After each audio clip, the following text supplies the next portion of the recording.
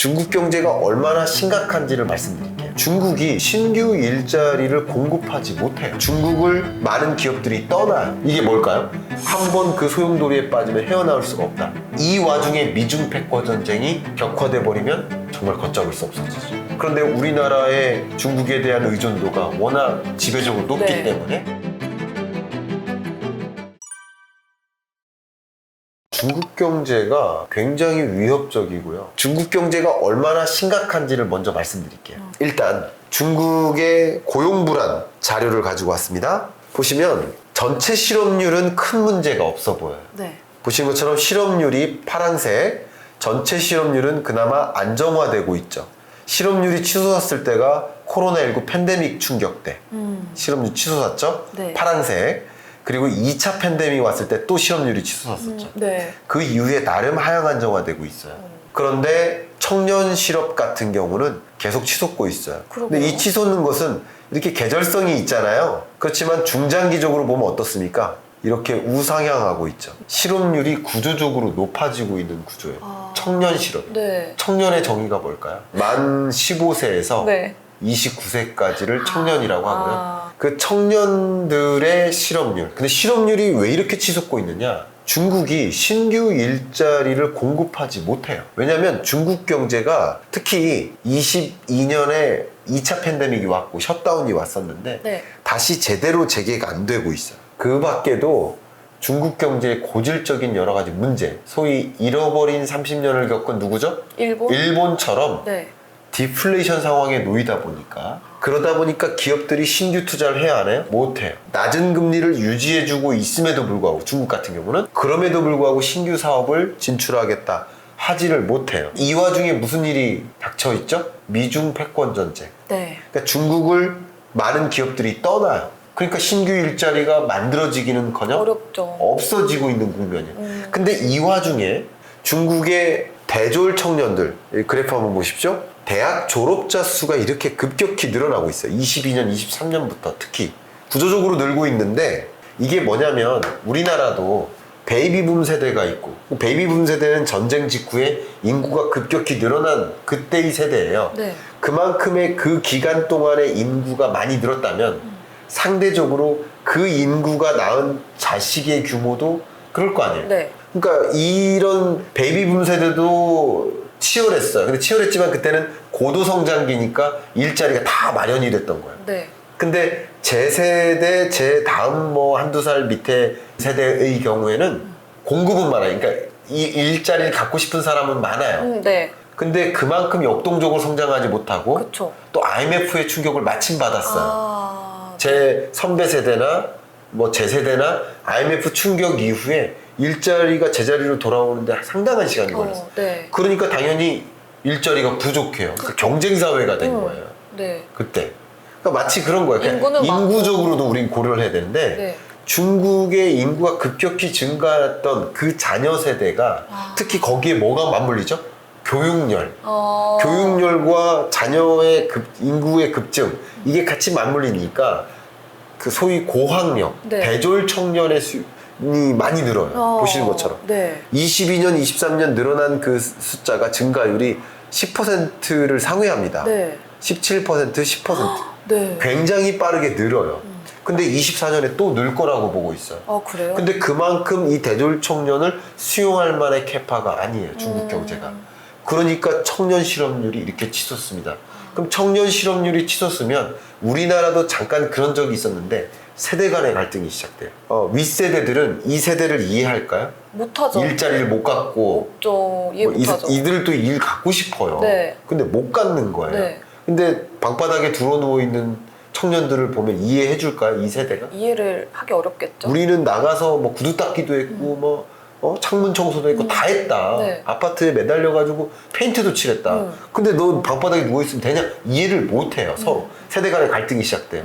근데 이 세대가 또 어디를 탓해요? 이 윗세대를 탓해요. 당신네 세대가 노동시장에 계속 머물러 있으니까 우리한테 주어지는 일자리가 없다. 베이비붐 세대, 이 세대 50대가 나가줘야만 우리가 일자리가 있다. 세대 간의 갈등. 뭐 또 궁핍이라든가. 그러니까 여러 가지 사회 문제까지 이야기해. 그러니까 굉장히 혼란스럽습니다. 어. 중국 경제가. 지금이 그 상태라는 지금 거예요? 그 상태예요. 굉장히 혼란스럽습니다. 그 다음 그 디플레이션 상황. 네. 굉장히 신기합니다. 이 그래프 한번 보세요. 헤드라인 물가를 보면 영국 물가가 가장 높게 치솟았었거든요. 보시는 것처럼 한 13% 네. 정도까지 치솟았었어요. 미국 물가 상승률은 앞에 말씀드렸던 것처럼 9.1%를 도달했었죠. 네. 그리고 유로존 물가도 10%를 초과했었어요. 일본 물가조차도 4%대를 찍었었어요, 잠깐. 오. 근데 중국 물가는요, 고작 3%예요. 그리고 다시 마이너스 물가로 돌아옵니다. 근데 이 마이너스 물가 상승률이 갑자기 도래된 게 아니라 21년에도 마이너스 물가를 찍었었거든요. 이게 CPI 물가인데 CPI 물가 상승률을 전망할 때 뭐를 주로 볼까? 우리나라는 생산자 물가나 수입 물가 지수를 보죠. 네. 역시 중국 생산자 물가 지수를 보시면 마이너스 5%대 막 이래요. 그러니까 소비자 물가 상승세가 강하게 나타날 수 있어 없어요? 없죠. 되게 신기하죠. 세계적으로 글로벌 인플레이션 시대인데 중국은 디플레이션 상황에 빠질 우려가 굉장히 강해지고 있는 거예요. 그러니까 잃어버린 20년, 30년을 겪었던 일본처럼 디플레이션의 상황에 빠지고 그럼 신규 투자할까요? 못하죠. 못해요. 신규 투자를 안 하고 기업들이 신규 투자 못하듯이 소비자도 신규 소비를 할까요? 잘 못하죠. 못해요. 왜냐면 가격이 어차피 떨어질 건데 떨어지고서 사지. 그러니까 가격 하락이 수요를 떨어뜨리고 투자를 떨어뜨리고 또 다른 가격 하락을 만들고. 네. 이게 뭘까요? 이거를 디플레이션 소용돌이라고 합니다. 이게 경제학 용어예요. 영어로는 디플레이셔너리 스파이럴. 한번 그 소용돌이에 빠지면 헤어나올 수가 없다. 계속 떨어지고 이러니까. 그래요. 그게 잃어버린 30년이 거시경제학적으로 일본 경제를 관찰하면 디플레이션 상황에 놓였기 때문에 일본 경제가 잃어버린 30년에서 빠져나올 수가 없었던 거예요. 최근에 다시 착한 인플레이션을 만났는데 다시 돌아갈 수 있어요. 중국이라는 이 나라가 디플레이션 상황에 빠질 우려가 굉장히 높게 고조되고 있고 그게 네. 악순환이라는 거죠. 그게 중국 경제가 지금 현주소입니다. 이렇게 네. 어려운 상황이다. 그러면 이제 중국 성장은 멈췄다라고 봐야 될까요? 중국 성장이 지금 멈췄다라고 말씀드리진 않습니다만 22년 경제가 어려웠거든요. 네. 23년 경제는 그래도 기저효과 정도가 발휘돼서 22년에 2%대 성장. 네. 이거 굉장히 낮은 거예요. 그러니까 중국 경제로 치면 이게 경제 위기급이에요. 네. 여러분 2차 팬데믹 발생해서 공장이 다 문을 닫았어요. 근데 경제가 제대로 굴러갔을까요? 그러니까 전쟁급의 충격이었어요. 경제 위기가 있었어요. 네. 이게 뭐냐면요. 우리나라 성장률이 잠재 성장률이 2%잖아요. 네. 그럼 여기서 3%포인트만큼 조정이 일어나면 몇 퍼센트 성장할까요? 마이너스 1%겠죠. 팬데믹 위기 때 우리 마이너스 0.7% 성장했거든요. 네. 그러니까 3%포인트의 조정인 거예요. 그러니까 중국 경제가 6%의 성장을 하던 나라가 3%포인트만큼의 조정이 있으면 네. 몇 퍼센트 성장할까요? 3%. 3%, 2, 3%. 그러니까 중국 경제가 22년에 경제 위기급의 충격이 있었던 거예요. 그렇게 보시는 게 맞습니다. 중국 경제는 역성장을 면했다. 네. 그렇게 해석하면 바람직한 해석이 아니에요. 그래서 그 조정 이후에 23년 나름 회복되는 듯 했는데 24년에 다시 조정받아요. 이게 IMF의 전망입니다. 그러니까 2%대 성장 22년, 23년에 다시 5%대 성장, 그리고 23년에 다시 조정. 이것은 기조효과 때문이고 리오프닝 효과 때문이지 중장기적으로 중국 경제가 탄탄하게 성장하기 어렵다. 이 와중에 미중 패권 전쟁이 격화돼 버리면 정말 걷잡을 수 없어지죠. 그럼 계속 중국 상황은 지켜봐야 되겠네요. 제가 그래프 다시 한번 보여드릴게요. 생산자 물가지수의 흐름을 보시면 23년 들어서 이 생산자 물가 상승률이 0 밑에 있죠. 네. 그러니까 이게 디플레이션 상황을 만들 수 있는 근거예요. 이게 선행지표예요. 그럼 마지막으로 좀 이런 중국 시장의 상황이 우리나라한테는 정확히 어떤 영향을 미치게 될까요? 일단 한 가지는요. 중국은 물론 세계의 공장이라는 역할이 좀 실추되고 있는데 그 닉네임이 더 이상 안 어울려요. 세월이 가면서. 이해가시죠? 그렇게 말씀드리겠는데 그럼에도 불구하고 아직도 세계의 공장 역할을 합니까? 안 합니까? 하고는 있어요. 있죠. 근데 중국의 여러 생산자 물가가 떨어지고 제조 물가가 떨어지고 소비자 물가가 떨어지면 그게 세계 전역에 부품 공급이 되고 완제품 공급이 된다라고 한다면 이게 글로벌 인플레이션을 잡는 데 역할을 할까요? 안 할까요? 할 수 있죠. 네. 그러니까 중국의 디플레이션 상황은 생각보다 빨리 세계 물가를 잡도록 만들어주는 기폭제 역할을 할 수는 있다. 이거는 좀 긍정적인 영향인 거예요. 네. 상방 요인과 하방 요인이 다 있는 거예요. 중국. 어쨌든 두 가지 요인을 다 같이 고려하자라는 것이고요. 그런데 우리나라의 중국에 대한 의존도가 워낙 지배적으로 높기 네. 때문에 당연히 중국 경제가 이렇게 침체되는 경로 그래프 한번 보십시오. 23년 1, 2분기까지는 다소 리오프닝의 어떤 효과가 나타나는 것 같았는데 어쨌든 3, 4분기, 24년 1분기로 갈수록 하향 안정화될 것이다 라고 이렇게 전망을 하고 있어요. 네. 그런 관점에서 중국 경제가 뚜렷하게 회복되지 못하면 그만큼 우리나라의 수출 대상국인 중국에게 수출 규모가 뚜렷하게 드라마틱하게 늘어나지 못하고 그쵸. 최근 들어서도 대중국 무역 적자 기조가 23년 들어서 계속 일어나고 있거든요. 여지까지. 네. 그러니까 중국으로부터 수입 수요가 있어야만 무역 적자 문제를 해소할 수 있는데 네. 구조적으로 무역 적자 문제로부터 완벽하게 이탈하지 않은 상황인 거예요. 이런 것들이 우리나라 수출 경제에 부정적인 영향을 주겠죠. 그게 가장 큰 어떤 영향 요인이지 않을까 이런 생각을 해봅니다.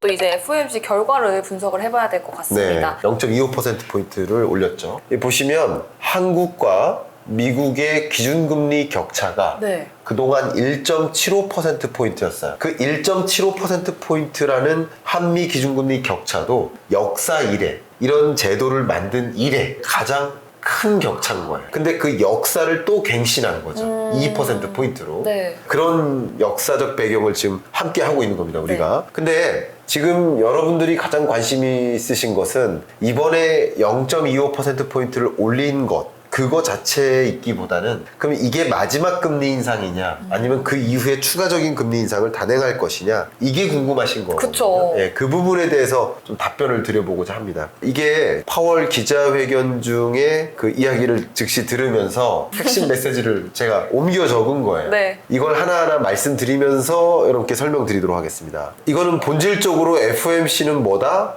인플레이션, 목표 물가를 2%로 만드는 것이 우리의 목적이고 그게 중앙은행이 있는 이유다. 그렇기 때문에 앞으로도 인플레이션 2%로 만들기 위해 노력할 거다라는 표현이에요. 먼 길을 왔다. 먼 길이 뭐예요? 0.25%포인트의 기준금리에 5.55까지 네. 5.25%포인트나 인상해 왔죠? 그쵸. 이게 먼 길을 달려왔다는 거예요. 먼 길을 왔는데 그 효과가 충분히 나타나진 않았다. 그럼 아직 2%안 됐다고 저렇게 말한 건가요? 그런 거죠. 확실히 2%라는 목표 물가에 부합하지는 않기 때문에 그리고 최근 경기 지표들이 완만하게 확장하고 있다. 이것도 좋은 거예요, 나쁜 거예요? 금리라는 관점에서 되게 재밌게도 고용시장이 좋다, 노동시장도 타이트하다 이런 표현이 결과적으로 나쁜 뉴스인 거예요. 우리나라는 반대로 경기 침체가 너무 심각하니까 네. 그게 무서워서 여러 가지 요인이 있습니다. 섞여 있어요. 근데 경기 침체가 더 가혹하게 전개될까 두려워서 금리를 인상할 수 없어요. 그쵸. 우리나라는. 네. 근데 미국은 경기 무서워할 것 없다. 우리 굉장히 로버스트하다.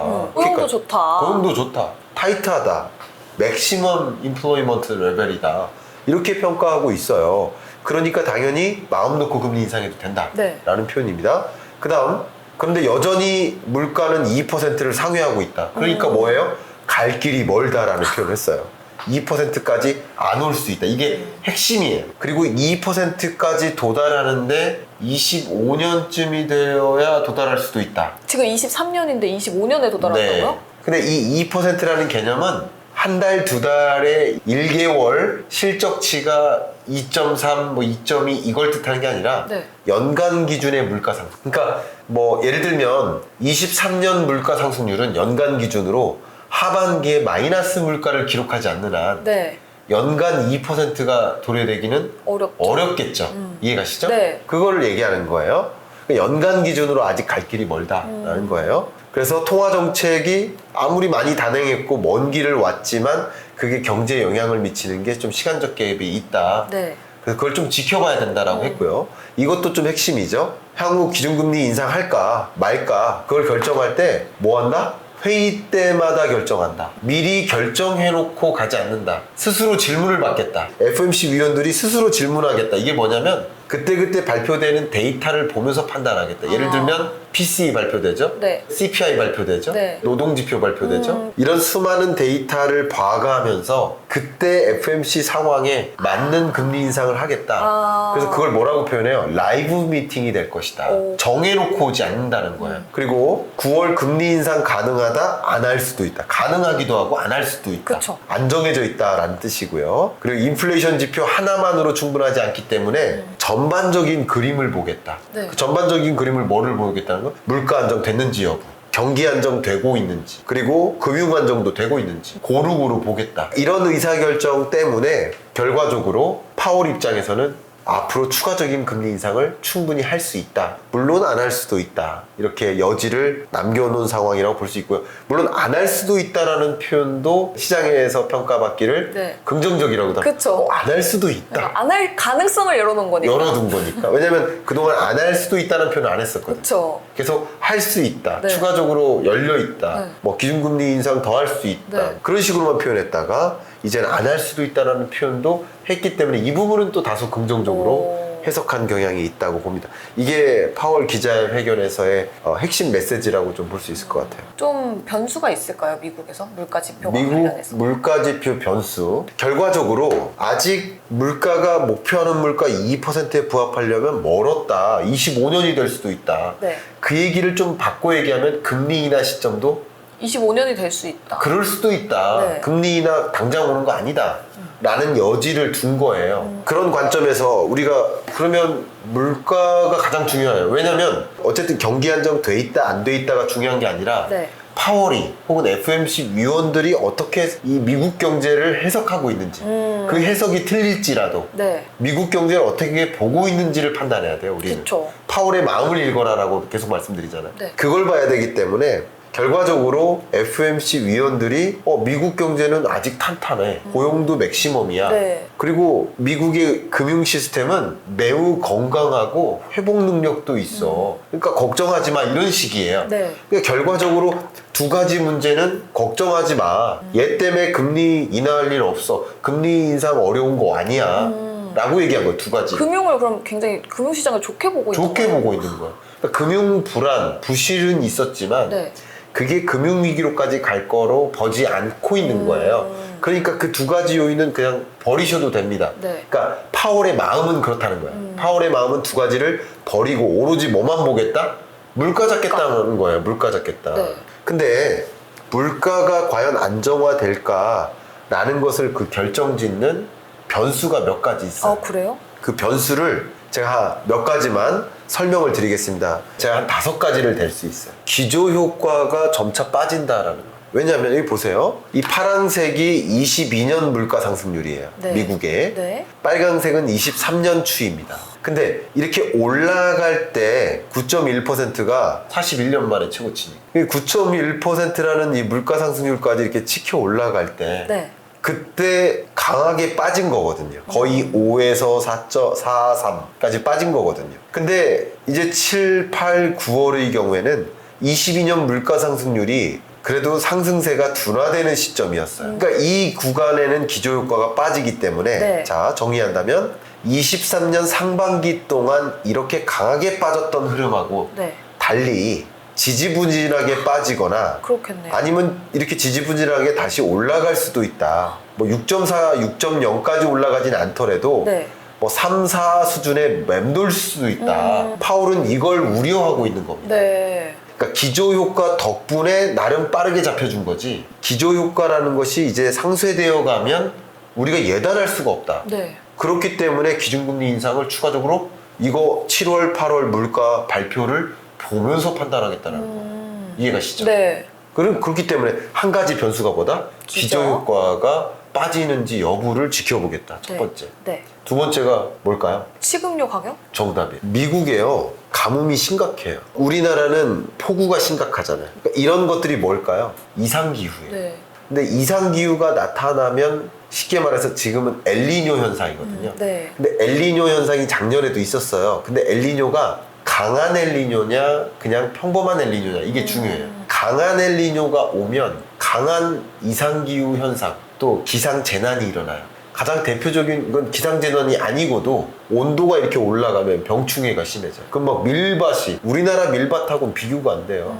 여기 시작하면 끝이 안 보여요. 그 정도로 광활한 그 곡창지대에 메뚜기 떼가 출범하면 곡물 공급량이 어떻게 될까요? 확 줄어들죠. 근데 거기에 가뭄이 덮쳤어요. 네. 미국뿐만 아니라 유러피언 국가들 그리고 호주에 네. 가뭄이 닥쳤어요. 네. 곡창지대. 그럼 공급량이 어떻게 될까요? 줄어들죠. 이게 다 이상기후 현상인데 그쵸. 이 보시는 것처럼 이 앞에 그래프 이 점선은 21년이죠. 그리고 이 회색 그래프는 22년이죠. 그리고 주황색 곡물 색깔이죠. 곡물 색깔은 평균치입니다. 18에서 22년 동안. 네. 근데 상급 품질의 옥수수의 비중을 보여주는 건데 보시면 23년은 그걸 훨씬 밑돌아요. 그러니까 병충해가 심하거나 메뚜기태가 출범하거나 가뭄이 일어나면 씨알이 어떨까요? 작아요. 그러니까 그렇게 상급 품질의 옥수수 비중이 줄어요. 6월 달에도 많이 줄었고요. 그냥 이때랑 흐름을 비교해 보라고요. 격차가. 얘가 이 위로 올라가지 않고 계속 이 밑에 계속 맴돌잖아요. 네.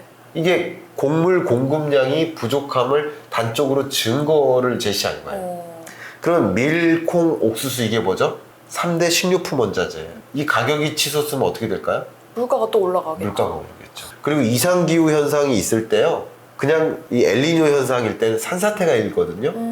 산사태가 일고 일조량이나 뭐 여러 가지 문제가 있기 때문에 기상적인 홍수 피해 있고 이런 여러 가지 문제들이 많기 때문에 네. 조업이 제대로 될까요? 안 될 것 같아요. 광산이나 광부, 산사태가 일고 막 그래봐요. 네. 그러니까 철, 비철 금속 공급이 부족하죠. 에너지 공급도 부족하죠. 근데 이상기후니까 에너지 수요는 더 늘죠. 네. 이게 변수라는 거예요. 그러니까 지금 물가 안정화 수순으로 안 갈 수도 있다라는 거예요. 이해 가시죠? 네. 이제 두 번째 변수 끝났습니다. 세 번째 변수는 오펙 플러스의 감산 추가적인 합의. 세 번째고 네 번째는요. 글로벌 경기의 생각보다 빠른 회복이 될 수도 있어요. 네. 왜냐 상반기보다 하반기가 좋거든요. 네. 생각보다 빠른 움직임이 일어날 수도 있어요. 그러면 원유 수요가 늘겠죠. 네. 그리고 또 한 가지를 또 된다면 이게 수도 없어요. 중국의 리오프닝의 효과가 안 나타났잖아 지금까지. 그쵸. 하반기에 집중돼요. 그럼 중국이 세계 원유의 3분의 1을 쓰거든요. 그쵸. 또 공장 많이 돌아갈 수도 있는 거니까. 철광석 수요의 70%를 씁니다. 네. 웬만한 비철금속, 철 이런 수요의 세계 원자재의 50% 이상을 차지해요. 그러면 그러니까 22년에 공장 가동이 멈췄었잖아요. 그쵸. 셧다운. 그때 가격이 올랐었던 거예요. 멈췄을 때. 네. 그때는 왜 올랐을까요? 다른 일로. 러시아 우크라이나 전쟁이나 이런 것들 때문에. 네. 근데 이번에는 중국의 수요가 다시 늘어나면서 네. 원자재 값이 다시 오를 수 있어요. 이런 것들이 다 변수인데 지금 여러분들께 드리고자 하는 변수는